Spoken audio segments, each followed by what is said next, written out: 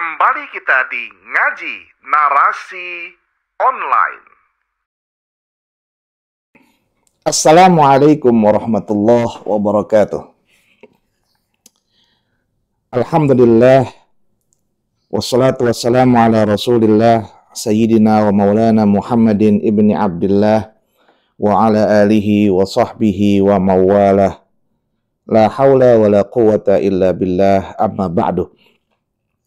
Allahumma salli ala sayyidina Muhammad tibbil qulub wa dawaiha, wa sihhatil abdan wa afiyatiha, wa nuril absar wa dhiyaiha, wa qutil ajsad wa ghidaiha, wa ala alihi wa sahbihi wa sallim. Sahabat Ngaji Narasi Online, alhamdulillah hari ini kita ketemu lagi di suasana puasa tarwiyah, sembari mengharap meminta kepada Allah Subhanahu wa taala agar seluruh umat muslimin yang hari ini berpuasa dalam puasa tarwiyah seluruhnya diterima oleh Allah nilai ibadah tersebut dan mendapatkan fadilah sebagaimana yang ditegaskan, diajarkan oleh Rasulullah Sayyidina Muhammad SAW. Dan hari ini kita kembali kajian kita, yakni membahas hadis ke-33, ya. Hadis ke-33 dari bab sabar, kitab Riyadhus Shalihin, dan insyaallah akan diteruskan juga dengan hadis ke-34. Ini pendek-pendek. Mudah-mudahan manfaat. Untuk itu tetap stay bersama dengan kita, jangan pernah skip agar manfaat ilmu yang kita dapatkan. Bismillahirrahmanirrahim. Wa an Aisyah radhiyallahu anha annaha sa'alat Rasulullah sallallahu alaihi wasallam 'anit ta'un. Fa akhbaraha annahu kana 'adzaban yab'atsuhu Allah ta'ala 'ala man yasha'. Faja'alahu Allah ta'ala rahmatan lil mu'minin. Falaysa min 'abdin yaqa'u fit ta'un fayamkusu fi baladihi sabiran muhtasiban ya'lamu annahu la yusibuhu illa ma kataballahu lahu, ya, illa kana lahu mislu ajri syahid. Rawahu al-Bukhari. Ini hadis ke-33 ini bicara tentang taun, ya. Hadis ini disampaikan oleh Aisyah, ya, Sayyidah Aisyah, istri dari Rasulullah Sayyidina Muhammad sallallahu alaihi wasallam radhiyallahu anha, semoga Allah meridai Sayyidah Aisyah, annaha sa'alat, bahwa sungguh, ya, Sayyidah Aisyah itu telah bertanya Rasulullah sallallahu alaihi wasallam kepada Rasulullah sallallahu alaihi wasallam anit ta'un, berkenaan dengan ta'un, ya, ta'un. Banyak makna, ya, tentang ta'un itu, ya, dalam beberapa kajian. Ya, ada yang memaknainya ta'un itu adalah penyakit kolera, ya. Ada yang memaknainya itu, kalau Imam Nawawi itu menyebutkannya dia penyakit kulit. Ya, dia penyakit kulit yang bentol-bentol, nanah-nanah itu, ya, di jari-jari, ya, di di siku-siku sampai ke kulit biasa. Ya, kalau anak pondok biasa juga nyebutnya taun juga itu, tapi dengan istilah yang lain, ya. Kalau waktu di mondok di Latansa dulu sering disebutnya kena budukan. Kena budukan, ya, kena bentol-bentol tuh gede-gede tuh. Kalau santri nggak budukan tuh belum santri katanya. Ya, tapi sembuh kok, ternyata sembuh. Kalau mondok itu meskipun kena penyakit kulit, itu hebatnya, ya, kena penyakit itu bentol-bentol itu, budukan itu sembuh. Tapi memang itu nular, ya, nular. Nah, taun itu penyakit menular. Taun itu penyakit menular. Nah, Ada lagi yang mengatakan kalau di dalam kitab Fathul Bari itu taun itu ternyata ini saya bacakan ya. Al-amradul amah an-nasyi'ah an fasadil hawa yusamma taun. Jadi penyakit yang lebih umum yang melanda ya karena kerusakan udara ya itu disebut sebagai taun ya, dan virus. Tapi memang dibedakan antara ada dalam hadis itu ada taun, ada wabak. Ya, wabak ya. Kalau wabak itu nanti ya apa? Epidemi ya. Penyakit menular ya sama juga. Ya nanti kayak Covid kemarin tuh. Wah, tuh pada nyebut tuh nanti tuh hadis-hadisnya taun yang disebut Covid ya, wabak disebut Covid gitu ya. Jadi ya banyak penyakit epidemi penularan meluas gitu ya. Nah, sekarang apa yang akan kita maknai ya? Kita anggap bahwa taun itu adalah penyakit menular yang banyak orang bisa terkena. Bisa dia menyangkut fisik, kulit, atau udara, virus dan lain sebagainya, gitu ya. Nah, ini penyakit yang amat menular. Dan bedanya memang kalau taun itu dalam kitab Fathul Bari itu memang disebutkan anna ta'un la yadkhulul Madinah. Ta'un itu nggak akan pernah masuk ke kota Madinah. Nah, karena hal itulah kemudian Sayyidah Aisyah radhiyallahu anha bertanya kepada Rasul, ini ta'un itu yang kayak mana sih ya Rasul? Apa sih yang dimaksud oleh ta'un? Nah, fa'akhbaraha, lalu kemudian Nabi Sayyidina Muhammad sallallahu alaihi wasallam menjelaskan kepada Sayyidah Aisyah annahu, bahwa sungguh yang disebut dengan taun, itu taun, karena azaban, itu merupakan azab, hukuman dari Allah Subhanahu wa taala. Ia ba'asuhullahu taala, yang dihadirkan ya oleh Allah Subhanahu wa taala ala mayyasha, kepada siapa saja yang diingini oleh Rasulullah Sayyidina Muhammad SAW. Nah, dalam kitab Dalil Falihin, ala mayyasha atau ala mansya itu adalah sifatnya khusus, tidak sifatnya umum, artinya semua orang. Enggak. Itu akan menjadi azab kepada siapa? Man kafara, bagi mereka yang kafir, ya, lari dari Allah Subhanahu wa taala, yang tidak menerima Allah. Au asa, orang yang berbuat maksiat, birtikabi kabiratin. Au israri ala saghiratin. Jadi orang yang berbuat maksiat ya, itu maksiat yang dosa besar, bertiga bikabirah, jadi dia melakukan dosa besar, atau israr. Ya, israr itu pembiasaan ya, pembiasaan ala saghirah. Jadi pembiasaan rutin menyepelekan ya, artinya nanti malah keterusan untuk melakukan dosa-dosa kecil. Misalnya bohong lah, itu dianggap dosa biasa itu. Tapi kalau terus-terusan besar itu.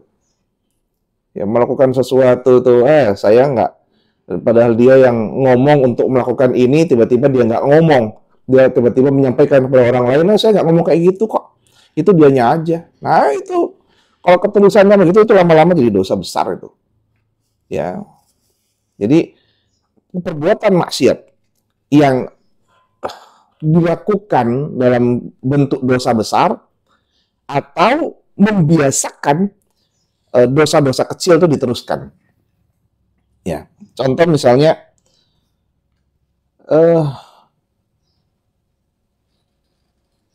saya termasuk yang berpendapat ya bahwa orang yang ngambil leasing, ini minta maaf, ini karena ribut antara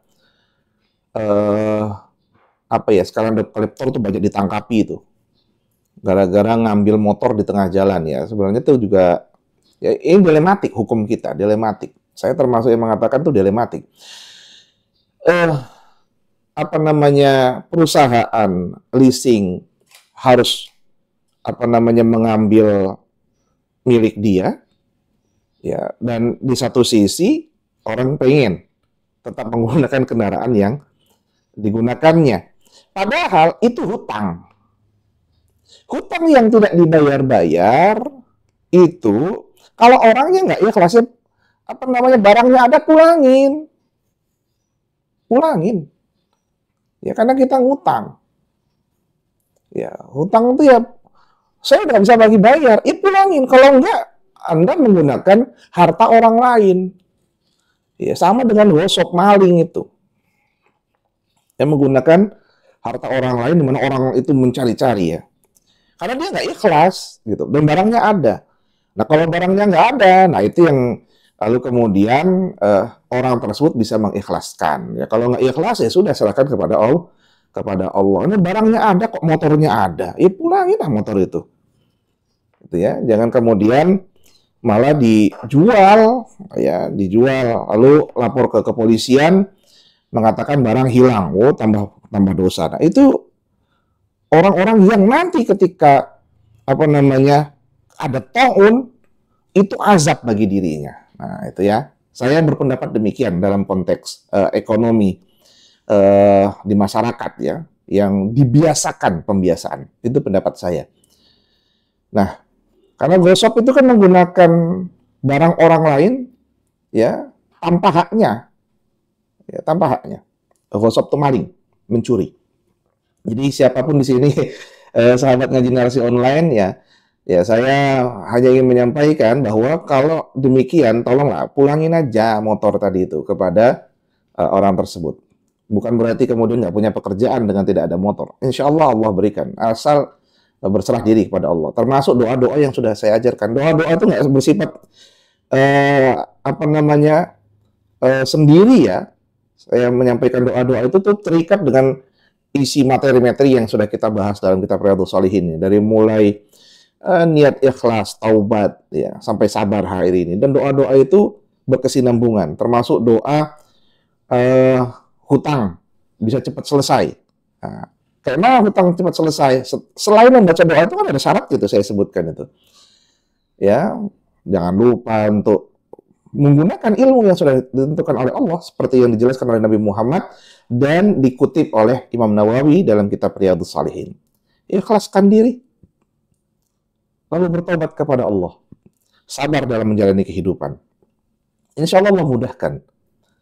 Nah itu ya, jangan bersifat nanti ini baca doa ini nggak punya apa, Allah nggak ngampunin dosanya, nggak punya ibadah, gimana cuma baca doa doang? Ya, yang enggak lah. Doa itu terikat antara hamba dengan Allah.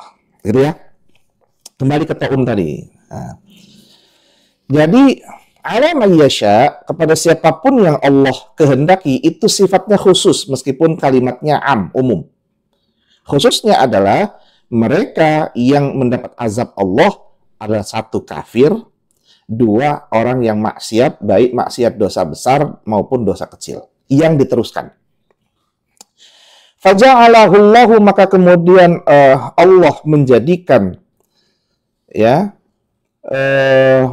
taun tersebut ya. Ternyata selain dia azab, dia juga rahmah. Ya. Pertama dia azab, yang kedua rahmatan lil mukminin. Dia menjadi rahmat bagi orang-orang yang beriman.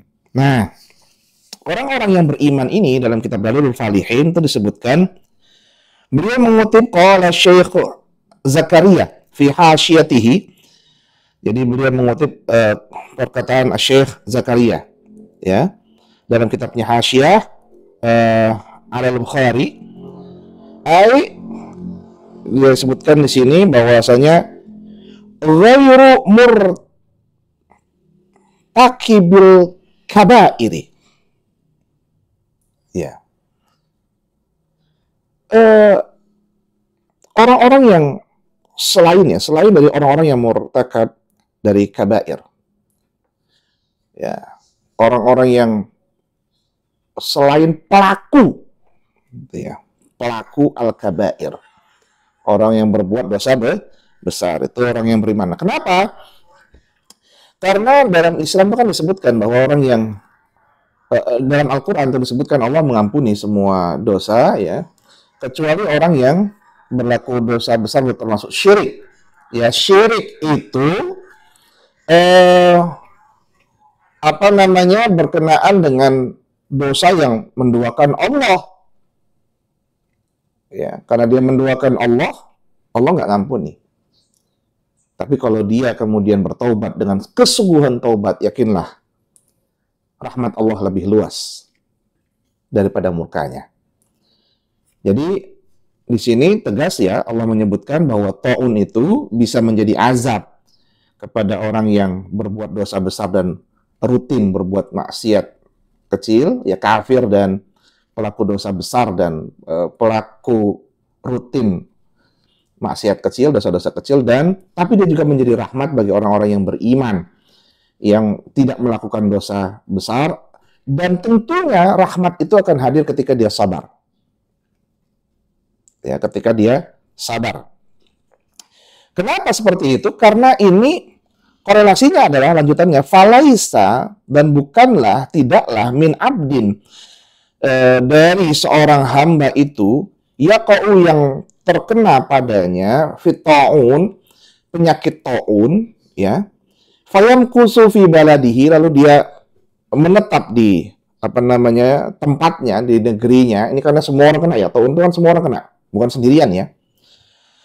Nah, bagi satu kampung yang kena penyakit ta'un tadi itu, penyakit menular tadi, lalu kemudian ia menetap di tempatnya tersebut, di negerinya tersebut, dengan kondisi yang satu, sobiran, bersabar kepada Allah, muhtasiban, menerima atas apa yang Allah takdirkan kepadanya terkena penyakit ta'un tersebut. Maka ya'lamu annahu, ya, lalu ia berkeyakinan, ya, mengetahui annahu, sungguhnya dia la yusibuhu, tidak akan diberikan cobaan tersebut, ya, cobaan tersebut illa, kecuali maka taballahu lahu, Allah menetapkan kepadanya pahala, ya, ditetapkan padanya nilai pahala dari apa? Kesabarannya dan sifat penerimaannya atas takdir tersebut, ya. Dan pahalanya seperti apa? Illa kana lahu mislu ajri syahid.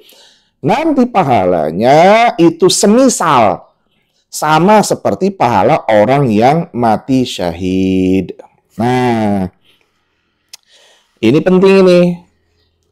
Pahala syahid itu berkesinambungan dalam kitab Darul Falihin ini dengan penjelasan riwayat bahwa man mata fit ta'un fahuwa syahid. Siapa yang wafat karena terkena ta'un, ya, syahid. Tapi kalau dia tidak mati, tidak wafat, tidak meninggal karena ta'un, maka tetap dia seperti keadaannya wafat tersebut. Ya, wafat biasa, ya, husnul khotimah, begitu. Kalau tidak, ya, dengan amal-amalnya tidak termaktub sebagai pahala mati syahid. Ya. Nah, ini pahalanya, ya, tapi bukan fisiknya. Ya, bagaimana dengan fisiknya, gitu ya?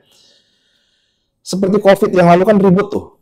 Apakah disamakan seperti orang yang mati syahid, betul-betul syahid langsung saja dikubur, tidak perlu dimandikan? Ya, akhirnya disepakati tetap harus dimandikan. Ya, yang dinilai pahalanya bukan fisik kejadiannya. Ya. Nah, tapi kalau kejadian yang memang betul-betul kedaruratannya tinggi, maka bisa diambil makna ini secara makna syahid secara keseluruhan. Karena ketika dia dimandikan, berkemungkinan besar dia akan menularkan pada diri orang-orang yang memandikan, maka bisa langsung dibungkus dan dimandikan, dikafani dan dibungkus dengan pakaian tersebut, ya, langsung dilipat dengan tambahan kain kafannya saja, lalu kemudian dikubur. Termasuk kemarin tuh ribut, bagaimana ini pakai peti semua ini. Ya, tetap itu semua bagian dari ikhtiar kebaikan dan Allah Maha mengetahui atas ikhtiar tersebut. Nah, sahabat ngaji narasi online, itu hadis ke-33. Dan hadis ke-34 ini juga bicara kalau tadi tentang masalah taun. Ini keren hadis selanjutnya dari wa an Anasin radhiyallahu anhu qala sami'tu Rasulullah sallallahu alaihi wasallam yaqulu innallaha azza wa jalla qala idza btalaitu 'abdi bihabibataihi fasabara awwattuhu minhuma al-jannata. Ya, yuridu ainaih maksudnya itu ya. Rawahu al-Bukhari. Ini disampaikan oleh Anas radhiyallahu anhu, semoga Allah meridhoinya. Ia berkata, sami'tu, aku mendengar Rasulullah SAW itu yaqulu. Beliau bersabda, Rasulullah SAW bersabda, sesungguhnya innallaha azza wa jalla qala, sesungguhnya Allah Subhanahu wa taala telah berfirman. Artinya ini hadis qudsi. Jadi hadis qudsi seperti yang sudah saya jelaskan ya. Firman Allah yang tidak termaktub di dalam Al-Quran. Idza btalaitu, bila aku telah memberi satu cobaan abdi kepada hambaku, ya, berupa habibataihi, ya, dua matanya itu menjadi, ya, tiba-tiba membuta lah, ya, dua matanya menjadi membuta, tidak bisa melihat lagi. Membuta itu banyak ya, baik dia buta dari kecil, atau buta karena penyakit gula, atau buta karena semakin tinggi plus minus mata ini, itu kan juga sama kayak orang buta itu. Buta itu kan bukan berarti hitam gelap, ada yang hitam gelap, tapi kan ada yang melihat cahaya. Nah, termasuk kalau orang sudah ngelihat berdiri satu orang udah jadi 9 itu kayak buta juga itu. Buta itu kan artinya kan nggak bisa ngelihat dengan jelas. Ya, jangan kemudian cuman minus, ya nggak lagi sama. Nah, ini bagi mereka yang diberikan cobaan seperti ini, meskipun maknanya itu makna khusus ya, makna awalnya itu adalah makna khususnya ini buta. Allah cabut pandangan pada matanya, entah karena perang, ya karena senjata, buta. Fasabara, lalu kemudian muncul ya, hadir padanya nilai-nilai kesabaran, awwattuhu minhuma al-jannata, maka aku, kata Allah, akan mengembalikan ya kepadanya ya minhuma, dari kedua mata tersebut yang buta itu, dengan gantian yakni al-jannah, berupa surga. Ya. Nah, sahabat ngaji narasi online, ungkapan seperti ini penting. Ini ungkapan sabar yang penuh dengan keridhaan. Karena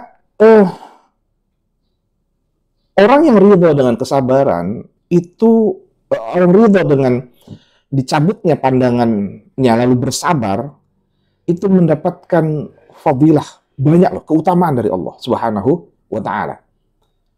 Saya termasuk, dan mungkin kita semua banyak yang melihat beberapa orang yang dibutakan oleh Allah, tiba-tiba panca inderanya menjadi hebat, kuat, bahkan penghafalannya begitu indah dengan indera telinganya, sehingga dia mampu menghafal Quran. Ya, guru kami dulu begitu.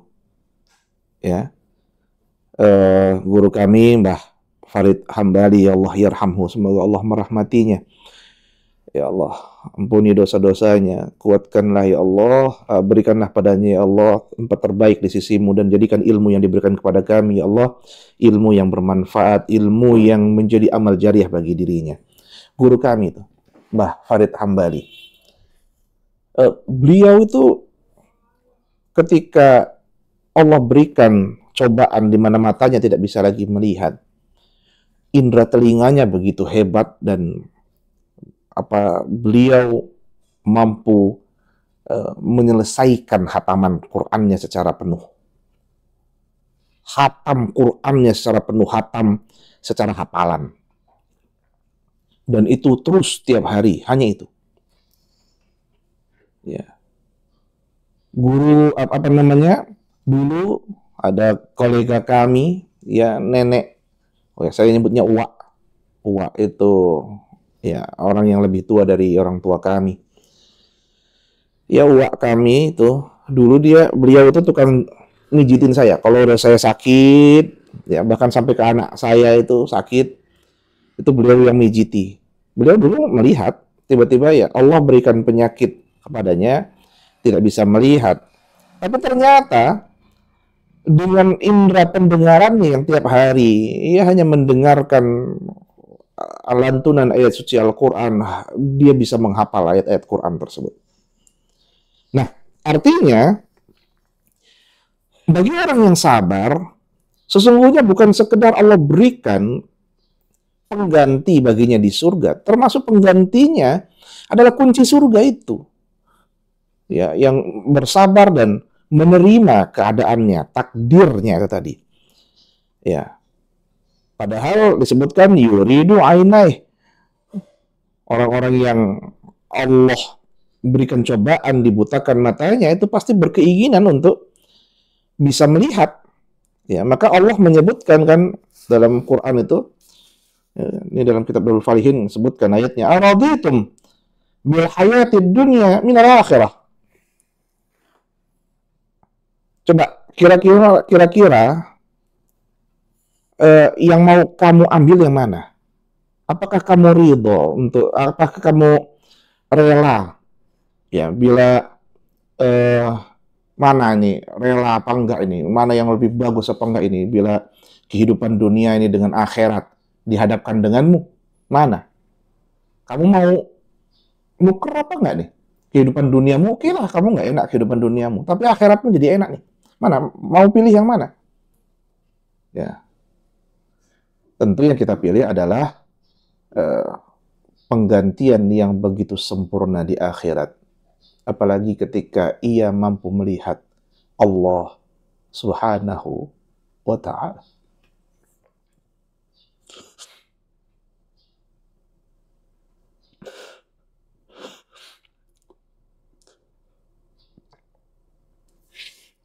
Sahabat ngaji narasi online, minta maaf karena kita manusia terkadang lalai dengan mata kita. Allah hadirkan mata kita bisa melihat, tapi kadangkala yang kita nikmati adalah pandangan-pandangan duniawi. Semoga Allah menyelamatkan kita semua, semoga Allah menjaga kita semua, dan insyaallah kita akan lanjutkan nanti dalam kajian selanjutnya.